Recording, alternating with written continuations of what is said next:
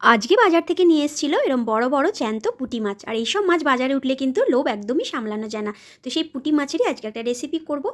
তো চলো, প্রথমে মাছগুলোকে ভালো করে ধুয়ে বেছে লবণ হলুদ মাখিয়ে রেখেছিলাম, তেলের মধ্যে ভেজে নেব। শিলপাটার মধ্যে 2 রকমের সর্ষে, পোস্ত, কাঁচা লঙ্কা মিহি করে বেটে নেব। ততক্ষণে আমার মাছগুলো ভাজা হয়ে গেছে। কড়াইয়ে একটু কালো জিরে ফোড়ন দিয়ে সামান্য একটু পেঁয়াজ কুচি দেবো। পেঁয়াজটাকে খুব ভালো করে ভেজে নেব। দিয়ে দিলাম একটা গোটা টমেটো। তারপর স্বাদ মতো লবণ আর হলুদের গুঁড়ো দিয়ে খুব ভালো করে পেঁয়াজটাকে ভেজে নেব। এরপর সর্ষে পোস্ত বাটাটাকে দিয়ে সামান্য একটু জল দিয়ে খুব ভালো করে কষিয়ে নেব।